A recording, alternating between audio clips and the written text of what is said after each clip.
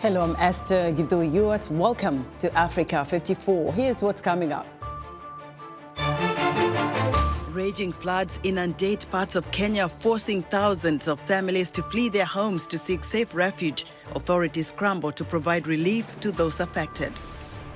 Reproductive rights take center stage in the U.S. presidential elections as U.S. President Joe Biden and former President Donald Trump differ on the issue.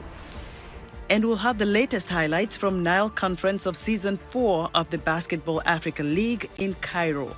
All this and much more coming up on today's Africa 54.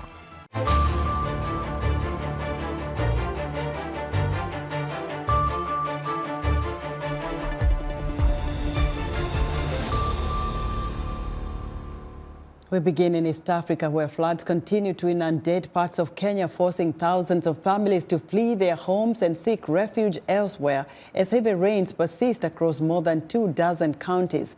The Kenyan Red Cross says over 11,000 households are affected so far, and authorities are scrambling to provide relief and assistance to those impacted. Mohammed Yusuf reports from Nairobi. Kenyans are counting property losses and lives after days of heavy rains across the country. According to the Kenya Red Cross, at least 6 people died in the past few days and thousands displaced from their homes. Getting to work actually early in the morning after night rains, like yesterday, the day before yesterday, actually I couldn't go to work because I got like the bridge, the nearest bridge, I couldn't even cross that bridge because I couldn't drive through the bridge. The bridge was not even visible. The whole night we rescued people in one estate called Budalangi. People were swept away at night. From 11 p.m., people slept outside their houses. When we woke up at night, we were just talking out of position from the water.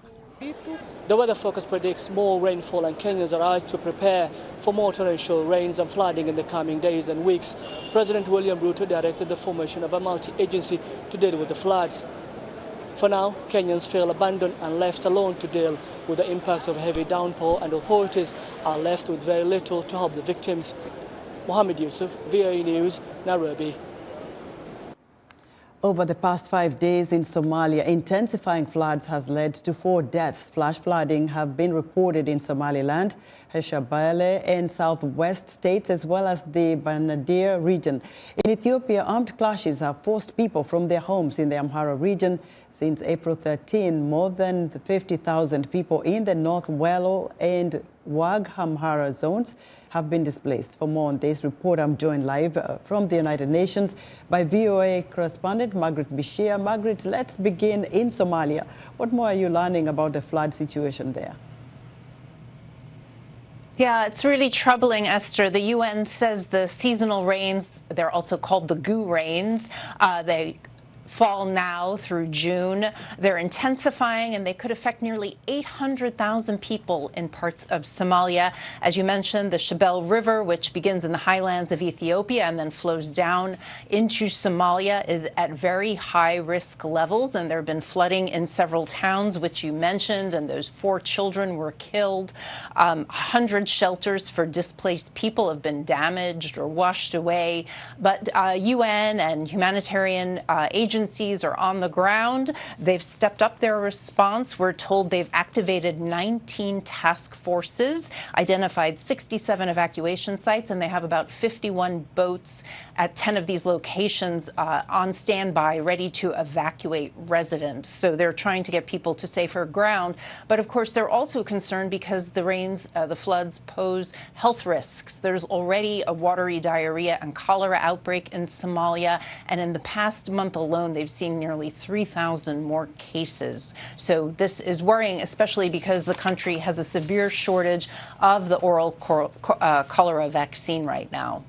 Margaret, as you can see, the same thing happened to the neighboring country of Kenya, the same chaos, climate change effects. But what is being done now for Ethiopia to protect Ethiopians that have been displaced by these armed clashes?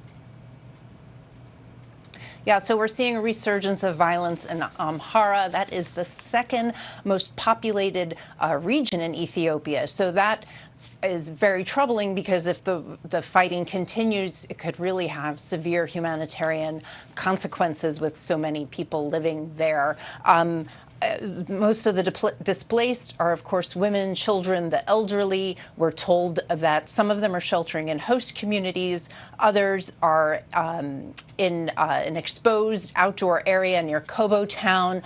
Again, rainy season, they're exposed to the elements, so it's not really a very good situation. The UN says the numbers of displaced in Amhara have tripled from 15,000 a few weeks ago, or a week ago actually, to 50,000 now. So it's growing rapidly, which is another bad sign.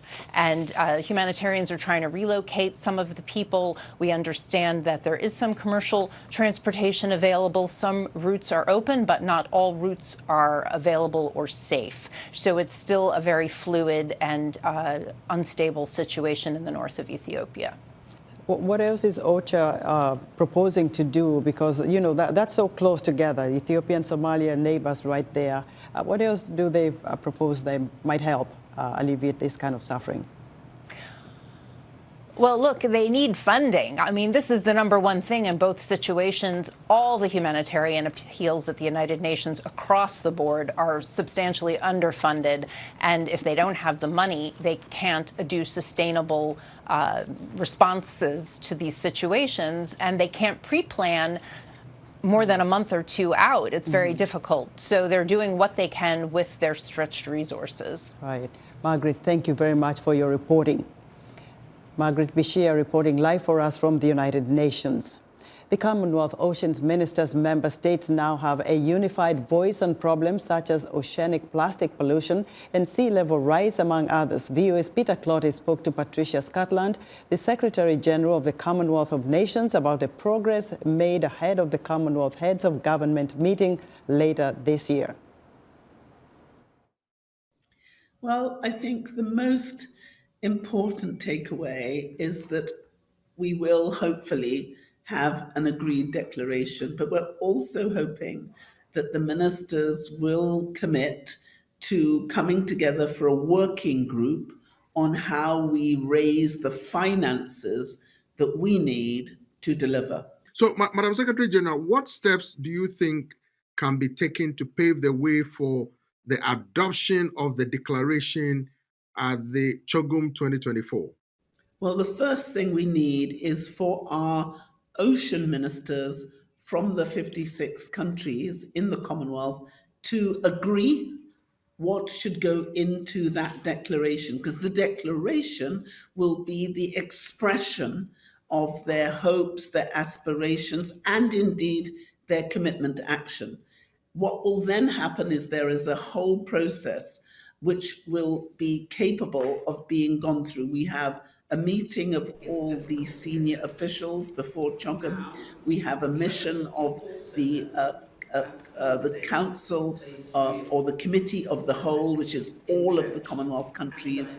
The matter then goes to the foreign ministers, who have a meeting usually in the margins of the UN General Assembly, and then that preparation is ready for the communique, which will be discussed at the Commonwealth Heads of Government meeting itself, and hopefully will get endorsement. So this is a build-up, and it's really important that the higher ambitions, the aspirations of the ocean ministers, who know the most about this subject, who are dedicated to working on this subject, that we get from them what their high ambition is, what they're going to commit to do.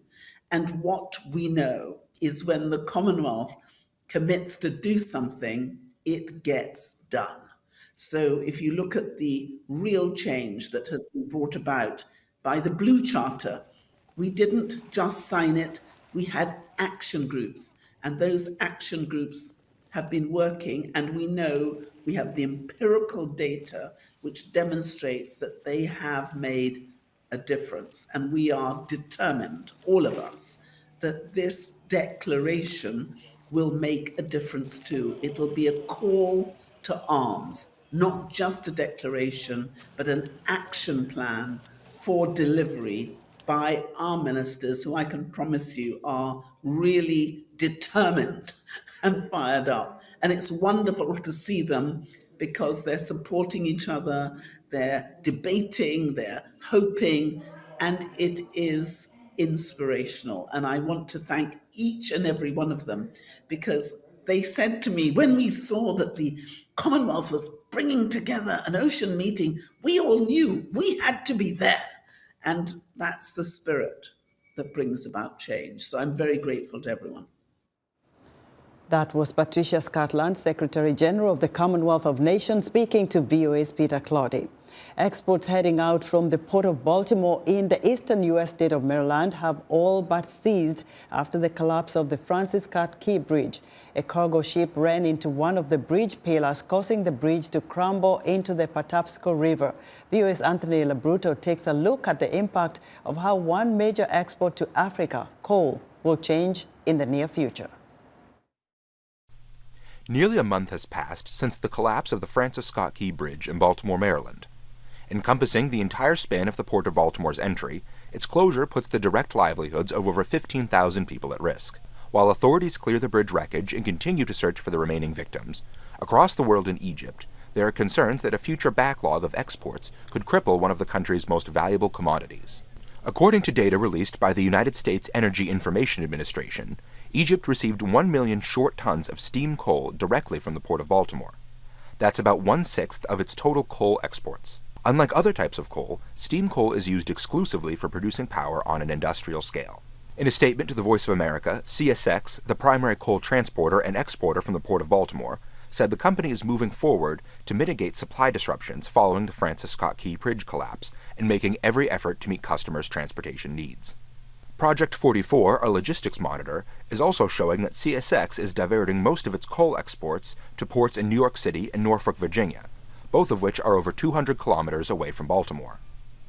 The continuous stream of American steam coal powers one of Egypt's fastest-growing exports, cement. The North African country has quickly become one of the world's top exporters, growing 23% in the last year alone, according to Egyptian Trade Minister Ahmed Samir. The Egyptian cement production sector accounts for nearly 2% of the country's total GDP, with that number expected to rise exponentially with demand in the coming years. So we are looking at things that are really essential to daily life in Africa, and also to the driving of the economy. When we think about machines, and when we think about mineral fuels, which basically drive commerce. So I think it's very, very important that the U.S. maintains these trade lines with the continent of Africa. For exporters in the United States, using railroad as the primary mode of transport, especially for natural resources, to ports is both cheaper and better for the environment, producing up to 4 times less in greenhouse emissions than trucks.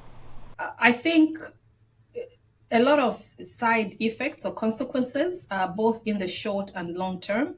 And when we think about trade, we're thinking of it 2 ways, okay? We're thinking of the exports from the US to Africa, and we're also thinking about the imports from Africa to the US. There are measures that have been put in place to ensure that there isn't too much disruption in the export as well as the import of goods and services. Goods, basically, because new bypasses have been opened up, and trade ships can still move in that regard. So it probably would be to think about long-term costs, and if that would translate into costs. Authorities this week have opened a series of shipping channels alongside the bridge and ship wreckage that will now allow 15% of the port's former top capacity to be reopened, with more expected later this year. Anthony Labruto, VOA News, Washington. U.S. President Joe Biden is making reproductive rights a centerpiece of his re-election campaign, blaming his opponent Donald Trump for opening the way to stricter state abortion laws. In this presidential campaign, Trump is pursuing a more moderate position on abortion than some in his Republican Party prefer. VOA correspondent Scott Stearns has our story. Joe Biden campaigned on reproductive rights in Florida, where a state ban on abortion beyond 6 weeks becomes law next week. It's criminalizing reproductive health care from before women even know whether they're pregnant. I mean, this is bizarre.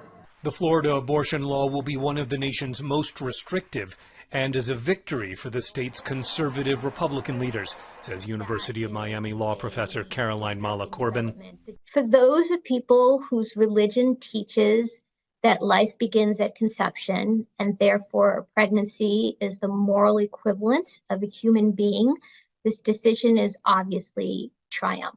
It's also a political challenge for Donald Trump, who says the Florida law goes too far, but who also wants to remind anti-abortion voters that he ended federal abortion protections with Supreme Court appointments that shifted the judicial majority on the court and overturned Roe v. Wade.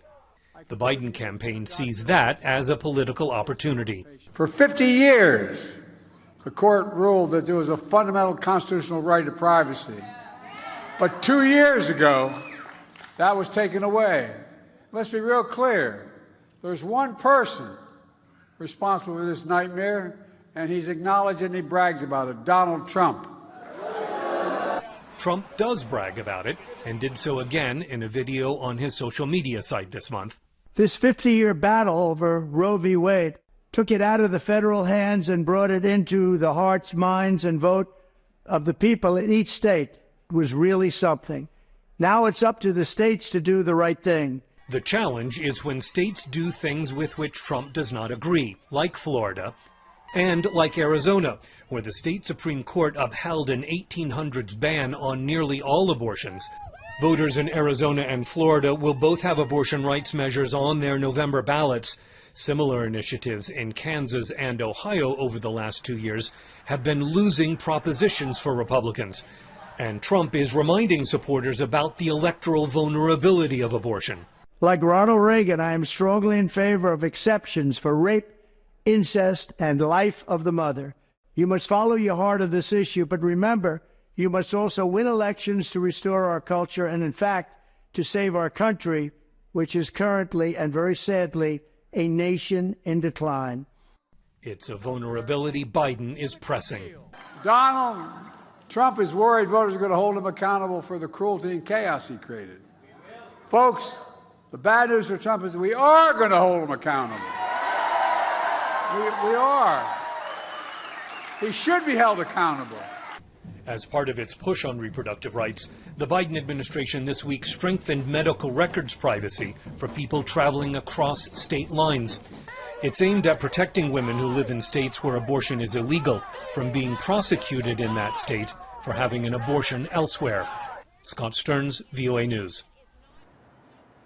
Still to come, the latest Basketball African League highlights. We'll be right back.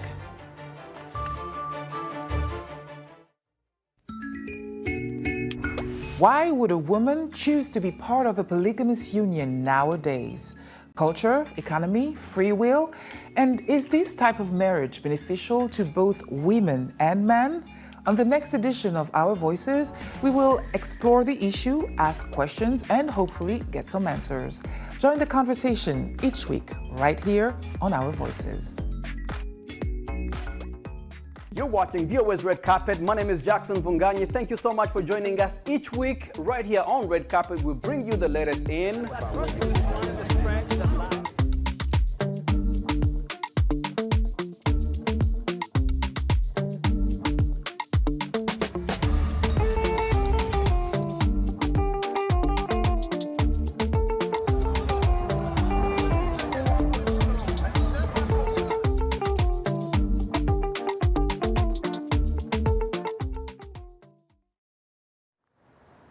In other news, the Kenyan government is advising lawmakers against banning TikTok over concerns about content shared on the platform and instead is recommending stricter oversight by regulators.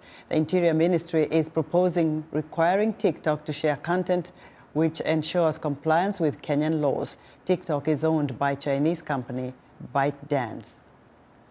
A Nigerian prison service spokesperson says service agents and security agencies are searching for at least 108 inmates that escaped from the prison after heavy rains on Wednesday night wrecked parts of the medium security prison in Suleja near Abuja.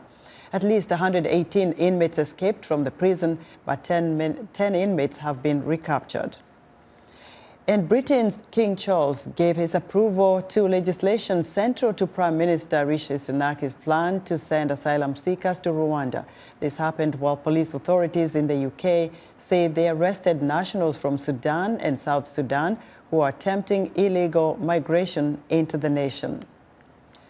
Only 46% of girls in Eswatini complete secondary education, according to UNICEF, with pregnancy and poverty being major contributing factors. A new mentorship program for young rural girls, STEM Sisters, is designed to back these trends by teaching coding, robotics, and engineering. Nokukhanya Musi reports. I've always wanted to be a cardiologist since I was in grade 6. I like that because it saves lives and it's a risky job, and I like taking risks because being a girl these days is just very hard thing to do because people limit you and tell you can't be this, you can't be that, and I want to prove that wrong. While some young women have the passion and drive to excel in science, technology, engineering, and math, societal barriers have kept them from reaching their full potential. But through the STEM Sisters Mentorship Program, sponsored by Eswatini's Queen Nozizwe, aspiring civil engineers like Siyanda Dlamini can learn, grow, and even dream bigger. I entered my first science competition where I actually competed, and I enjoyed it a lot. I enjoyed the fact that I was given a problem and was able to solve it. That's what I enjoy the most. And then after that, we had career expos where people who have pursued careers in the science department came and told us more about their careers. And that's when I realized that I want to do anything under engineering. As the first female managing director of Eswatini Bank, Queen Nozizwe Gamulela Zulu has worn many hats throughout her career, but her latest role as a driving force behind STEM Sisters could turn out to be the most impactful. What is important is that we as young professionals, as women that participate in STEM courses or STEM jobs and careers, it is important that we also take time to visit them, to guide them, so that they can see that it is actually doable. Eswatini girls often miss out on potential careers in engineering, computer science, and medicine. In order to break limiting stereotypes, Mulela Zulu has partnered with WomEng Eswatini, which promotes women in STEM fields. We need to have female STEM role models. Luckily enough, in Eswatini, we already have a female Minister of ICT, Ms. Savannah Masia. Her contribution in the STEM sector inspires more girls and women to actually participate in the sector. So as we have more female role models, then the girls can also be inspired to also take on STEM as a career. With only 6 girls in the STEM Sisters program so far, the impact of this initiative might seem small. Nokukhanya Musi, VOA Central Asia Division, Menzini, Eswatini.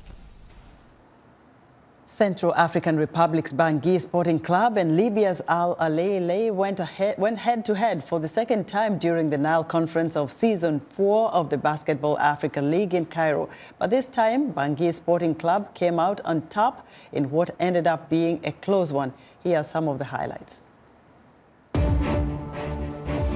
be like sort of, just very, very keen to get himself involved as we get ready for the tip-off. It happens, picked up by Nwabuzo, a Nigerian player, of course, midway through the first quarter. Achuil tries to sneak past Jim Rabai, rolls around him again and gets caught out, but still Achuil in possession, and it's been pinched, it's been stolen. Wakeside are doing really well. It's chucked way up for Rolly Fuller. No one will stop him there this time. Put themselves back into this battle between Bangui and Al Ahly. There's a good score for Fuller.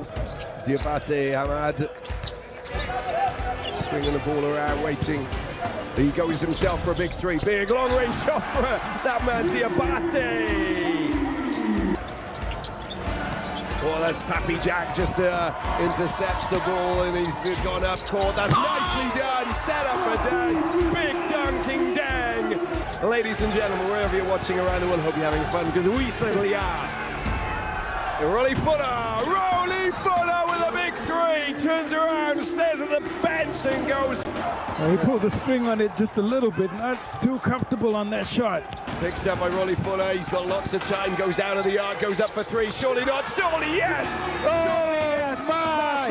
Nile bides his time. They know that they've got that lead. They need to put pressure. It's in! And what a fantastic put in there. Diabate swung out to Papi Jack. Papi Jack goes up for a big three. Oh! It's a big bomb three-pointer for Papi Jack. Does it go up? It goes in. Right, here we go. 1.2 seconds. Got to get it up there. Papi Jack, and it's not happened. And Nile coming behind him and just prevents him from getting the shot. It is victory. Another exciting ending for Wednesday's second game as Uganda's City Oilers beat Egypt's Al Ahly by just 1 point. This marks Uganda's first win this round. Let's check out some of the highlights from this matchup.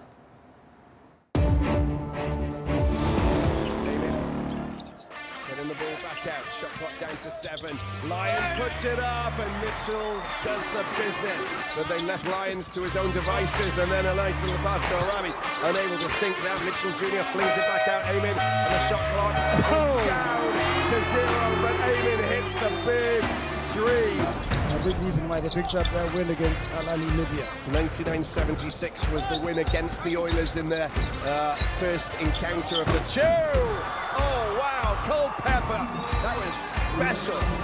Boulevard opening up. Pass it back out to Amin. Amin around the outside. Bashir comes up. I think there's going to be a score and also a walk up to the line. 2 points behind Al Ahly. As Dane Miller Jr. goes for a big bucket. Finally gets his range. Nice timing on the pass, and he gets Arabi, who really has been playing. Oh, Malawash. Culpepper puts it up for Malawash, gets over the man and dunks the ball. That's a statement in itself. Malawash. Great find that from Culpepper. He got up super high on that one. Yeah, but he doesn't look at Gary Nesbitt. Active, very vocal. El-Gendi picks it up. Look at the defensive game. Lots of time, lots of space. Big three, baby! Oh my! They move a point ahead. 2 points separating these two teams. Rembert around the outside, puts it into the bar. Oh, it's a great score, and he gets the foul. Culpepper Senior is absolutely on fire. Lyons, last play, 7 seconds left to play. Lyons goes for it. Lyons flings it out wide. Amin has it, tries to go for the shot. The shot, does it go? No, it doesn't, as they say. This is incredible. They've done it. They celebrate the City Oilers. As the Nile Conference wraps up this weekend, stay tuned on Monday for the highlights from the remaining games. And that's our show for today. Be sure to watch Africa 54 on our website at voaafrica.com. From all of us here in Washington, thanks for watching.